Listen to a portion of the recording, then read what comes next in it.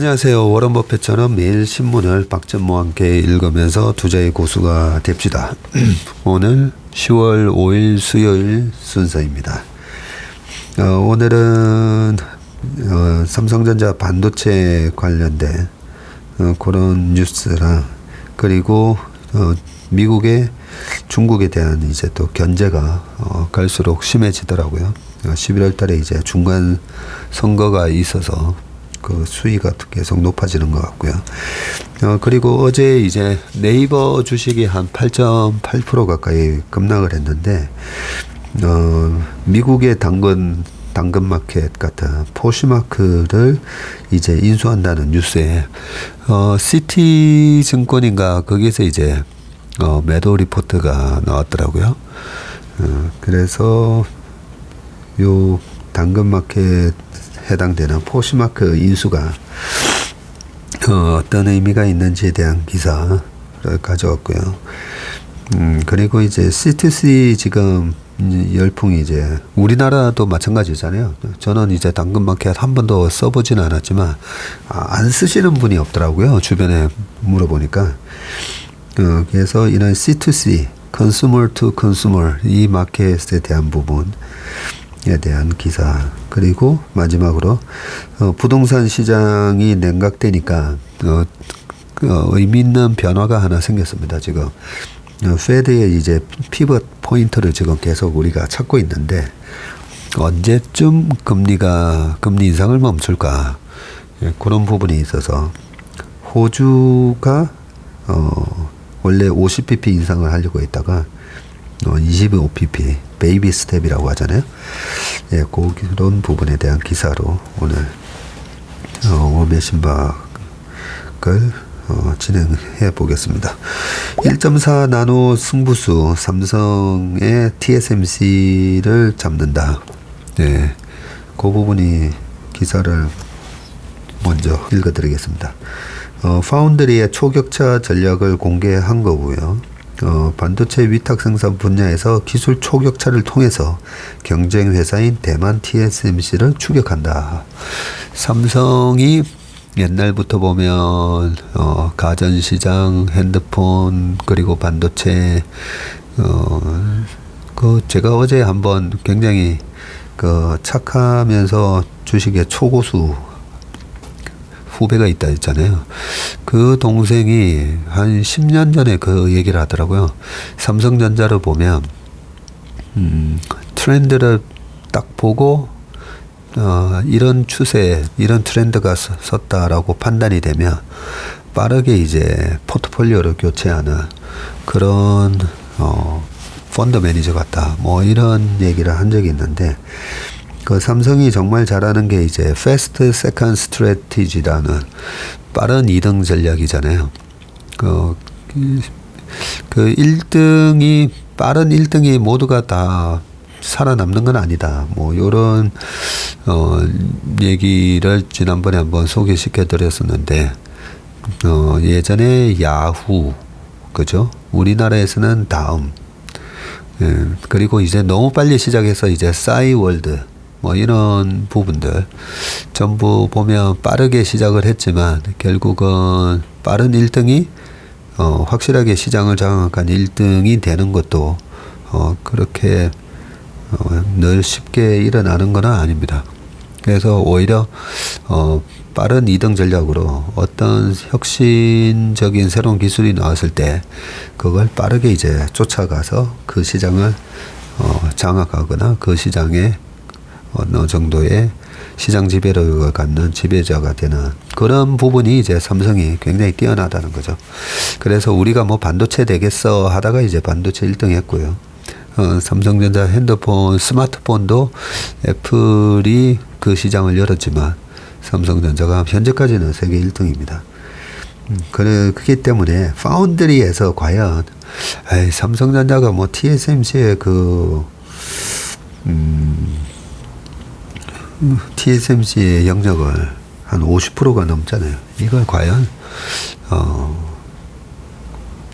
장악할 수가 있을까? 따라갈 수 있을까? 그 부분에 있어서 저는 그 회사만의 문화라든지 어떤 철학 이런 부분은 이병철 회장님부터 이건희 회장님 이렇게 물려와도 그 회사 문화라는 게 잘 안 바뀌잖아요. 그렇기 때문에 저는 따라잡을 수 있다라고 생각하는데 그런 부분들을 이제 신문을 통해서 우리가 체크를 할 수가 있습니다.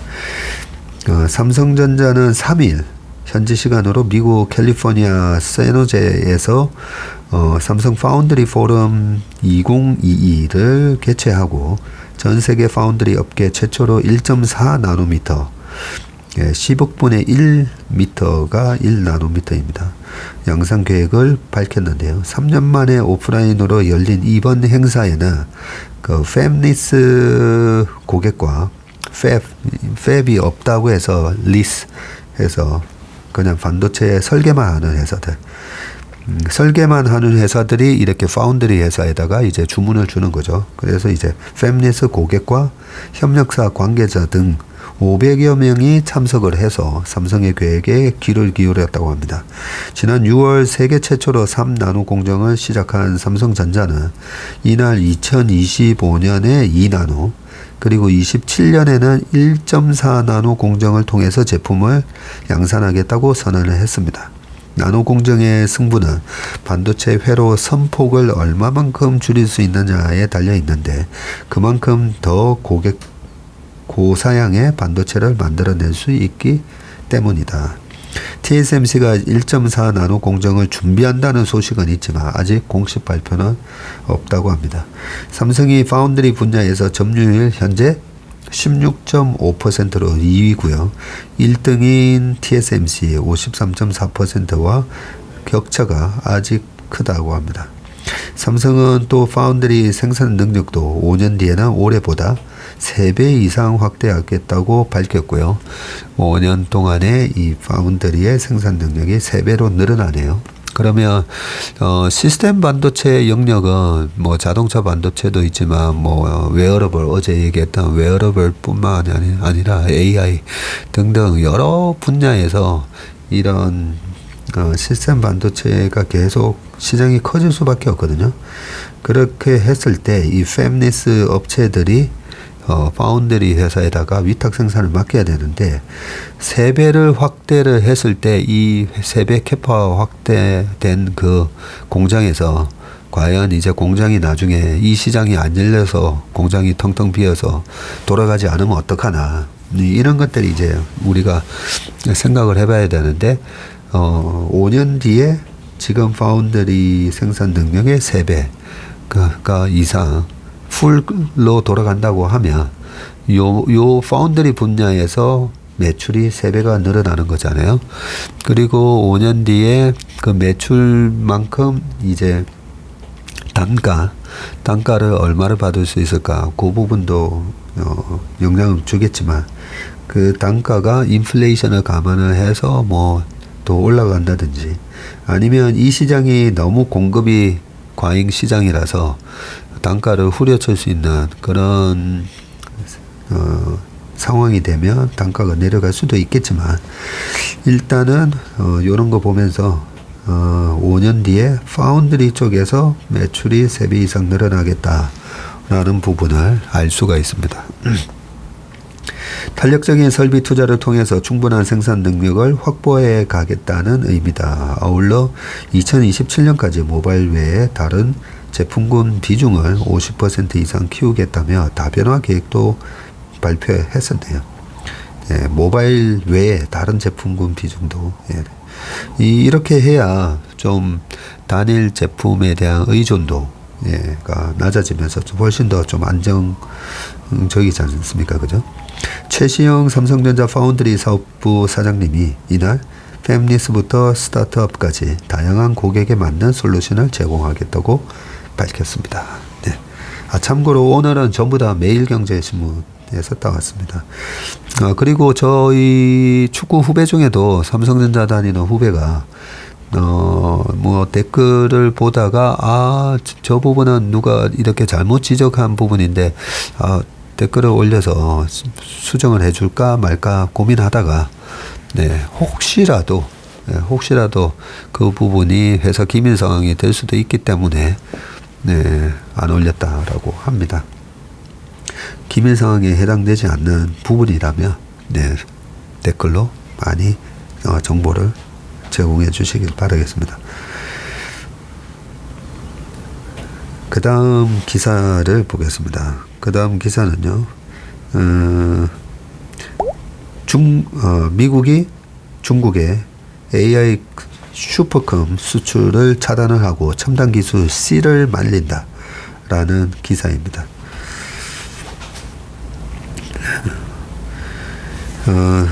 조 바이든 미국 행정부가 인공지능, 슈퍼컴퓨터, 데이터 센터에 쓰이는 핵심 기술의 중국 수출을 통제하는 강력한 제재 조치를 내놓는다. 기술 패권을 둘러싼 미중 갈등이 더 첨예해질 수 있다는 전망이 나오면서요. 뉴욕타임즈에 따르면 미국 상무부는 중국의 다수 기업과 정부 연구소의 고성능 컴퓨팅 기술 접근을 제한하기 위한 새로운 조치를 이르면 이번 주에 발표할 예정이고요.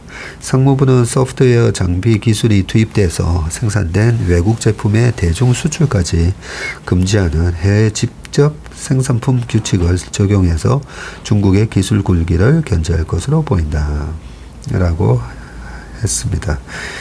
이런 게 이제 다음 달, 벌써 중간선거가 다음 달이네요. 그러네요.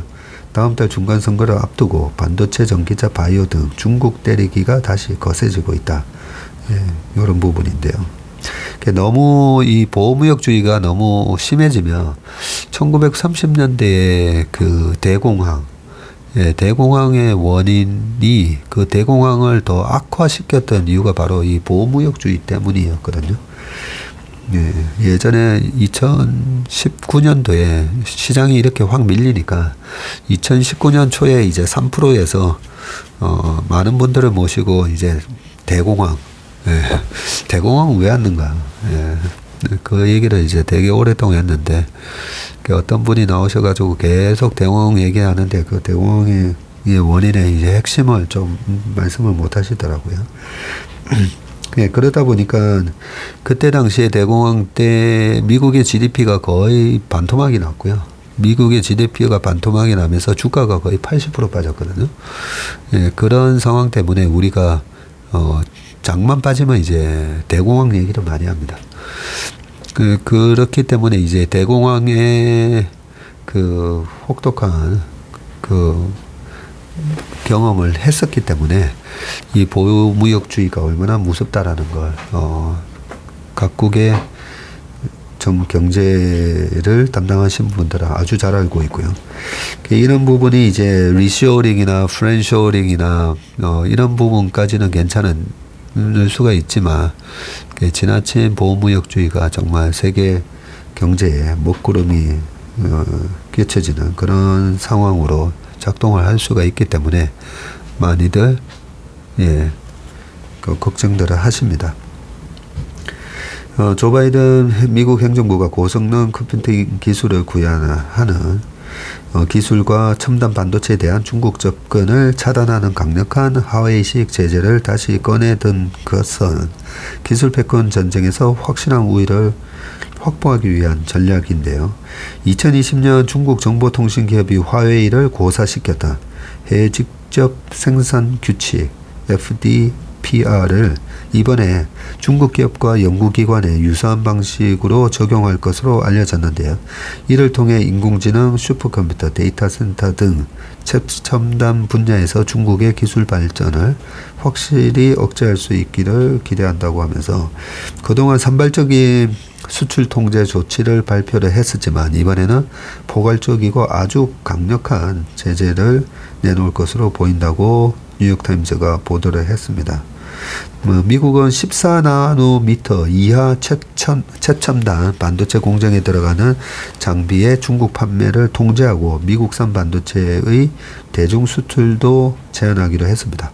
좀 전에 이제 삼성전자가 1.4나노 이렇게 얘기했었는데 지금 미국이 14나노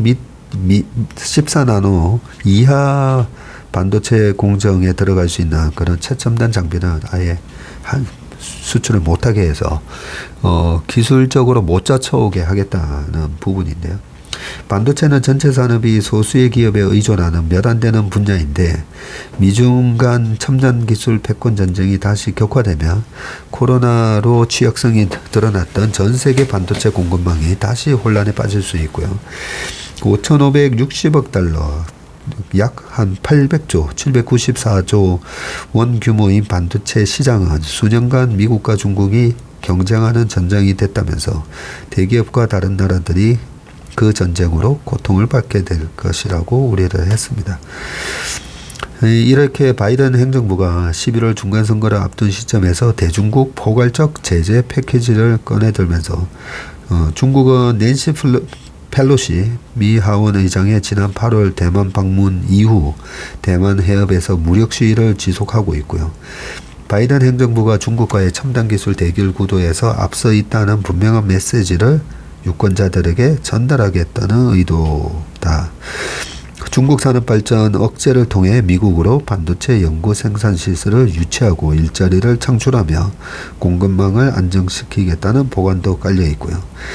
기술 전쟁의 속도를 높이고 있는 것이 인플레이션 문제로 인해 과거 도널드 트럼프 행정부처럼 폭탄 관세로 중국 때리기에 나서기 어려운 상황도 반영된 것으로 보인다.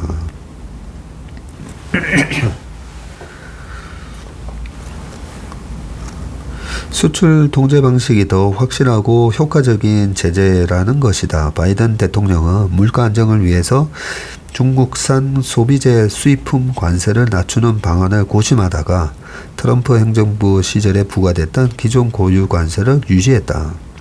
그때 관세를 낮추니 많이 하는데 안 낮추고 지금 유지를 하고 있는 상황이네요. 미국의 수출 통제는 반도체 분야에서 가장 두드러지지만 최근에는 전기차, 바이오 투자 등 분야에서 대중 견제 정책이 동시에 쏟아졌고요. 인플레이션 감축법에서 보조금 조항을 통해 전기차 배터리에 들어가는 미국산 비중을 단계적으로 높이도록 규정한 것도 중국산 원재료 의존도를 낮추려는 조치고, 또 반도체 지원법에서 인센티브를 받은 기업의 경우 10년간 중국 첨단 반도체에 투자를 금지하는 가드레일을 마련하기도 했다고 합니다. 자국 내 바이오 제조 생산시설 구축을 유도하는 바이오 제조 이니셔티브 행정명령도 내렸었고요. 외국인의 대미 투자 시 심사를 강화한 것도 중국 자본의 유입에 따른 기술 유출 여부를 사전에 점검하려는 목적이다. 이번 미국의 수출 통제 조치 수위에 따라서 제2의 화웨이 사태가 재현될지가 결정되고요. 미국의 대중 제재 직격탄을 맞은 화웨이는 2020년 4분기부터 6분기 연속 매출이 감소하는 등 위기를 맞았었고요. 화웨이는 제재 전 스마트폰 시장에서 삼성과 선두를 다퉜으나 제재 이후 올해 2분기 기준 시장 점유율이 3%로 지금 떨어져 있는 상황입니다. 이번 조치로 알리바바와 텐센트의 데이터 센터 또는 슈퍼컴퓨터 구축에 필요한 부품을 확보하기가 어려워질 수 있다고 내다봤다.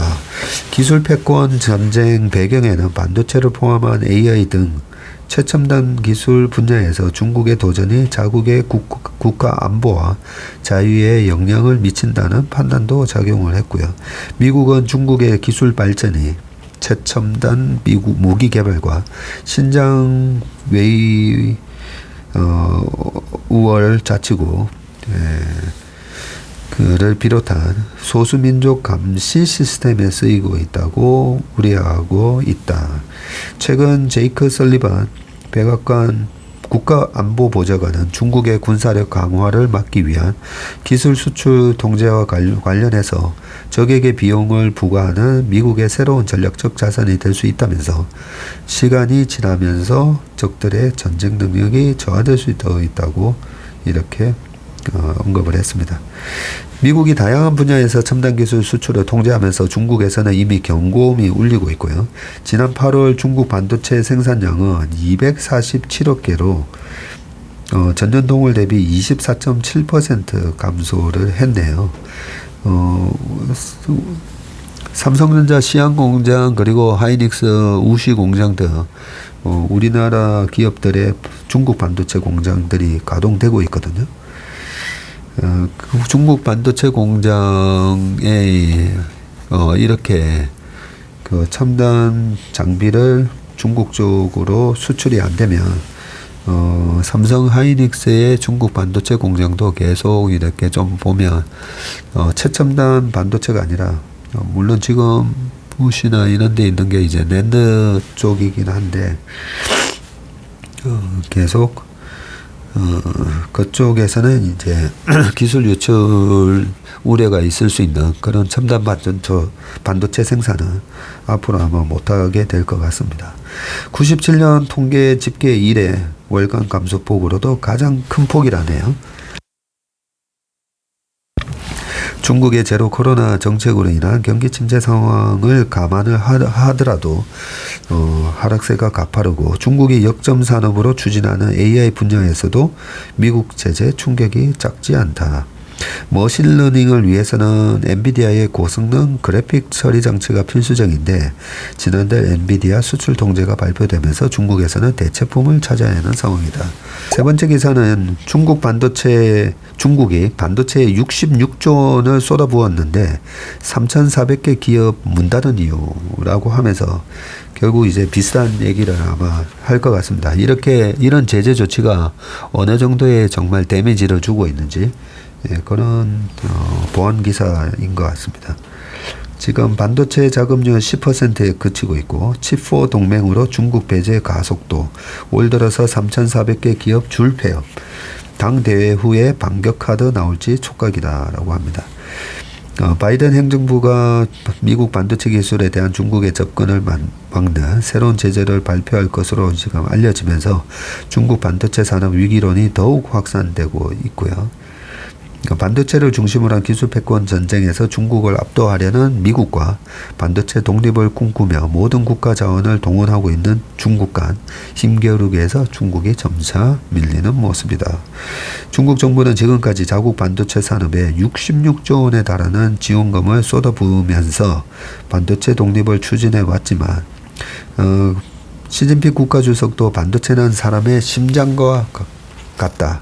심장이 약하면 덩치가 아무리 커도 강하다고 할 수 없다고까지 말을 했었네요. 정확하게 이 반도체 산업의 중요성에 대해서 말씀을 하셨었네요. 중국은 2015년 발표한 중국 제조 2025 계획에서 2025년 반도체 자금률 70%를 달성하겠다는 목표를 제시를 했었습니다. 2015년이었었네요. 2025 반도체 굴기에 관한 부분은. 근데 벌써 이제 7년이 지났고요. 2016년도에 트럼프가 딱 당선이 되면서 바로 이제 2018년부터 본격적인 이제 제재가 들어갔었는데 정부 지원을 등에 업고 중국 반도체 산업은 외견상 빠르게 성장하는 모습을 보여줬다. 2010년에 58억 달러 수준이었던 중국 반도체 생산량은 지난해 312억 달러로 5배 이상 증가를 했고요. 지난 7월에는 중국 최대 파운드리 기업인 SMIC가 7나노급 반도체 생산에 성공을 하면서 기술력을 과시했었는데요. 최근에는 중국의 메모리 업체 양쯔 메모리 테크놀로지 YMTC가 애플의 낸드 플래시 공급사로 선정됐다는 보도도 나왔었죠. 하지만 중국 반도체 산업은 미국의 제재 압박에 허약하다. 미국이 세계 유일의 극좌에선 EUV 노광 장비 생산업체인 네덜란드의 ASML에다가 핵심 장비를 중국으로 수출하지 못하도록 하면서 중국 반도체 업계는 첨단 공정 개발이 사실상 불가능해졌습니다. 업계에서는 중국의 반도체 자금률이 여전히 20%에도 못 미치는 것으로 추정을 하고 있고요. 최근에는 중국을 정면으로 겨냥한 미국의 이딴 제재에 급소를 찔린 데다가 칩4처럼 중국을 글로벌 반도체 공급망에서 완전히 배제하려는 움직임이 지금 빨라지고 있다 보니까 문을 닫는 반도체 기업들이 지금 크게 늘어나고 있는데요. 올해 들어서 8월까지 부도로 인해서 사업자 등록이 취소된 중국 반도체 기업은 3,470개에 달하는데요. 2018년도에 715개 문 닫았고요. 2019년도에는 1294개, 2020년도에는 1397개, 그리고 작년에 3420개로 계속 늘어나는 추세라고 합니다. 미국의 압박 외에 오랜 기간 지속된 국가주도 육성체계 폐해도 중국 반도체 산업의 발목을 잡고 있고요.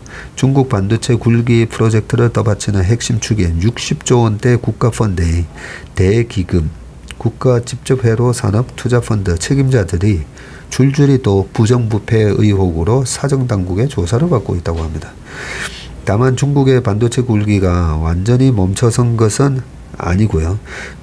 공산당은 시 주석이 이달 장기 집권을 확정한 이후에 더 강력한 반도체 육성책을 꺼내들 것으로 보인다고 합니다. 시 주석은 미국의 반도체 제재가 쏟아졌던 지난달 당 회의에 참석을 해서 반도체 등 핵심 기술의 난관을 돌파하기 위해서 정부와 시장, 사회가 유기적으로 협력해야 한다고 강조하기도 했다고 합니다. 이러면 우리나라 반도체 장비 회사들한테도 기회가 될 수는 있는데, 핵심 장비나 핵심 기술 여러 가지 이런 걸 제재를 했을 때 어떻게 되려나 모르겠네요. 예. 아무튼 싸움이 아주 거세게 지금 일어나고 있습니다. 그 다음 기사는 네이버 뉴스를 좀 보겠습니다. 네이버의 최수연의 승부수, 미국의 당근 마켓을 이제 품었다. 예, 요 기사인데요. 네이버 2.3조를 투입해서 미국 진출, 국내 인터넷 기업 최대 빅딜, 글로벌 강자 아마존 맞서서 중고 거래로 틈새 시장을 노린다. 포시마크 이용자 8천만 명에 달하네요. MZ세대의 비중이 80%에 달하고요. 쇼핑, 웹툰, 케이팝 새 경험을 선사하겠다. 예, 이렇게 요약이 되어 있는데요. 네이버가 인수한 일단 포시마크가 어떤 회사인지 2011년도에 설립이 됐고요. 사용자 수가 지금 8천만 명인데 연간 거래액이 18억 달러 이렇게 맞나요? 18억 달러나 되네요. 그러면 우리나라 돈으로 한 2조 지금 한 2조 한 4천억 정도 되겠네요. 포시마크로 대한 인수 기대 효과가 커머스 사업을 차세대 먹거리 중고 거래로 확장을 하고 글로벌 최대 개인 간 거래 C2C 포트폴리오를 구축하고 북미에서 콘텐츠, 커머스, 엔터테인먼트 중심으로 MZ세대를 공략하고 AI 검색 추천, 쇼핑 라이브 등 기술 리더십을 강화한다라고 되어 있는데 네. 앨런 머스크가 트위터를 다시 인수한다고 되어 있는데 그죠? 트위터 인수 금액에 비해서는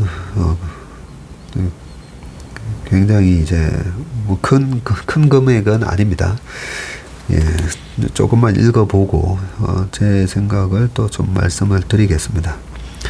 네이버가 북미 최대 패션 C2C 개인 간 거래를 하는 컨슈머 투 컨슈머 커뮤니티인 포시마켓을 16억 달러에 인수를 하고요.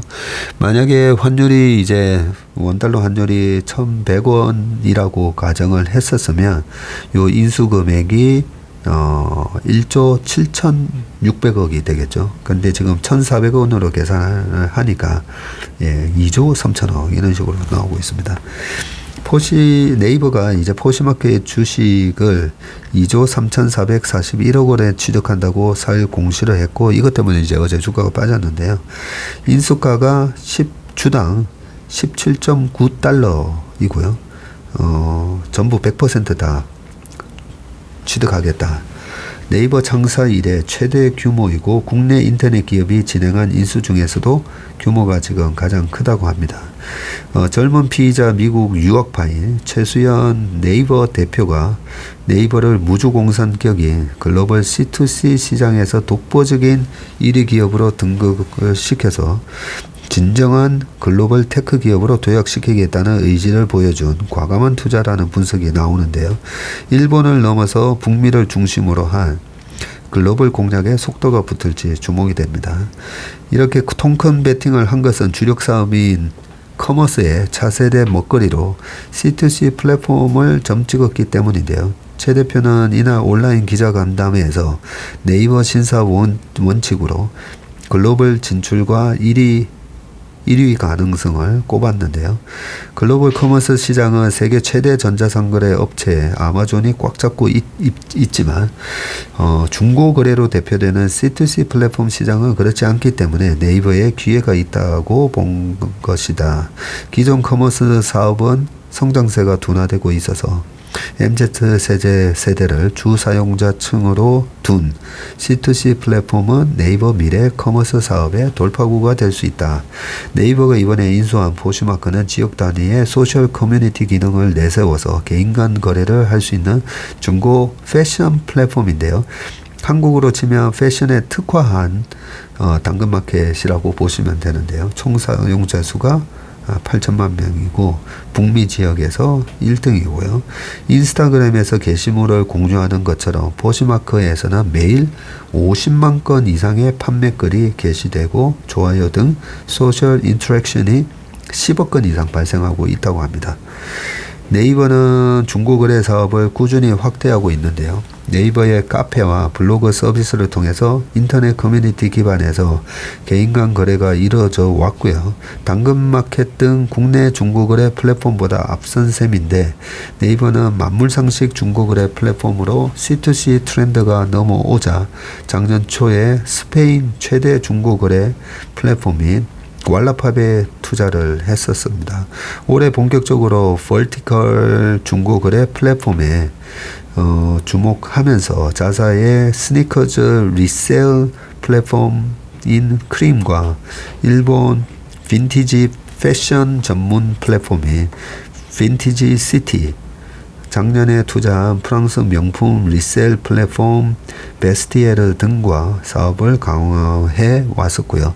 이 연장선에서 작년 말부터 포시마크와 사업 협력을 논의하다가 통째로 품기로 결정을 한 것입니다. 이로써 네이버는 글로벌 C2C 플랫폼 포트폴리오를 구축하면서 세계 최대 리커머스 사업자로 우뚝 서게 됐다. 이번 인수로 네이버의 글로벌 사업 역량도 강화될 전망인데요. 최 대표는 일본의 메신저 라인을 진출시켜 성공한 것을 글로벌 1.0 단계로 본다면 일본 Z홀딩스의 출범과 북미 최대 웹소설 사이트인 워패드 인수를 글로벌 2.0 단계로 한다면 그간의 성과를 바탕으로 새로운 글로벌 사업 생태계 구축을 글로벌 3.0 단계로 할 수 있다는 구상을 내놓았고요. 특히 지금 네이버의 거의 모든 사업이 진출 중인 일본을 넘어서 IT의 메이저리그인 북미 시장에서도 의미 있는 성과를 만들겠다는 각오를 피력해 왔다고 합니다. 네이버는 포시마크와 함께 커머스, 콘텐츠, 엔터테인먼트를 중심으로 북미의 MZ세대 공략을 강화할 계획인데요. 양사는 네이버의 웹툰과 와패드를 중심으로 한 스토리 엔터테인먼트 사업과 포시마크를 통한 커머스 사업 간 서비스적 연계를 높이기로 했다고 합니다. 이번 인수에는 이해진 GIO도 역할을 한 것으로 알려졌고요.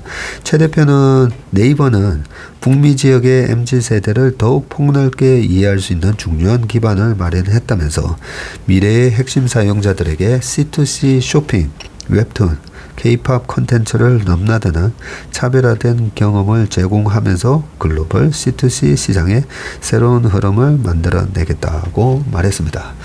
네, 이 회사의 기업 가치 포시마크를 너무 비싸게 산 거 아니냐, 이런 얘기로 이제 주가가 빠졌는데요. 그러면 이 회사가 어느 정도의 기업 가치를 가지고 있는 게 맞는지, 그것은 상장이 되어 있다면 상장 주가를 보는 게 가장 정확합니다. 작년 1월 달에 이 포시마크가 상장이 됐을 때 그때 당시에 105불 정도까지, 105달러까지 주가가 올라갔었더라고요. 그리고 이번에 주가가 쭉 밀려 있다가 어제 네이버가 인수한다는 뉴스에 10% 이상 오르면서 17달러, 이 네이버가 인수한다는 딱 요 가격 정도 주가가 지금 와 있습니다. 작년 100달러 할 때 이런 기업을 만약에 지금 요 지분 취득하는데 겨우 뭐 2조 들어가는 거잖아요. 2조 들어가는 건데, 만약에 작년 100달러 할 때 인수를 한다고 했었으면 여기서 한 7배 더 줘야 되네요. 6배. 예, 6배 정도 더 줘야 되는데, 6배면 한 12조 정도. 네이버 시총이 지금 한 30조 살짝 안 되죠, 이제. 예, 27조까지 지금 떨어져 있는데, 예, 그랬으면 좀 부담이 됐을 겁니다. 그리고 이 회사가 플랫폼 기업이고, 플랫폼 기업이다 보니까 아직까지는 이제 적자 상태인데, 적자 규모가 얼마인가 봤더니 우리나라 돈으로 한 1,000억 정도, 네, 예, 적자가 나고 있는데, 매출 그로스가 매년 25%, 30%씩 성장을 지금 하고 있는 그런 기업이더라고요.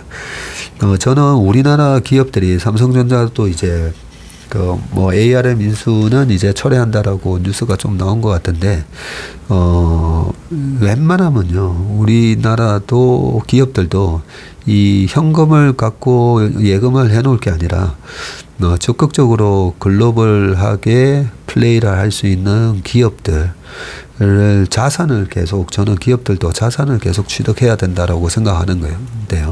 미국도 보면 그 인력 자산부터 시작해 가지고 기술적 자산, 뭐 이런 부분에 대해서는 뭐 과감하게 뭐 지르지 않습니까? 왜냐하면 그런 핵심 자산 같은 경우에 인플레이션을 다 커버할 정도로 그 ROI가 높다고 보시면 됩니다. 투자 수익률이.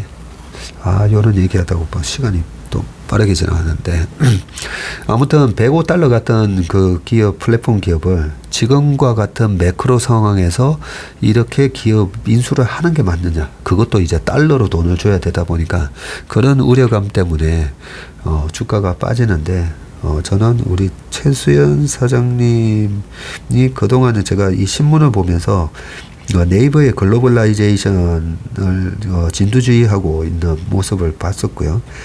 그런 부분들이 저의 그 투자 철학하고 좀 비슷한 면이 있습니다. 이 투자 철학은 서로 다르기 때문에 다르게 다 해석할 수가 있는데요.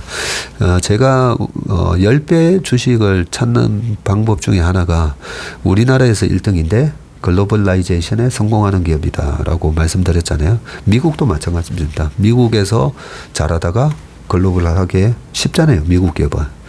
네, 그런 차원에서 미국 기업들의 밸류에이션이 멀티플이 높은 건데, 네이버가 한국에서 구글이나 야후하고의 포털에서도 경쟁해서 이겼고요. 우리나라에서 전자상거래 1등이잖아요. 여러 가지를 봤을 때 네이버의 탁월한 이 경쟁 능력을 해외로 가져가면 얼마나 좋을까라고 생각했는데, 이렇게 이미 1등을 하고 있는 기업을 이렇게 매크로 환경이 안 좋을 때 싸게 인수하는 거, 그런 부분이 저는 너무나 이제 박수를 쳐드리고 싶습니다. 네, 그래서 주가가 조금 잘못 반영을 하고 있다, 이런 생각이 좀 납니다. 예, 시간이 다 돼가지고요. 예, 그 다음 뉴스들은 제가 내일 시간이 되면 다시 한번 커버해 드리겠습니다. 예, 오미의 신박 오늘 10월 5일 순서는 여기까지 하겠습니다. 감사합니다.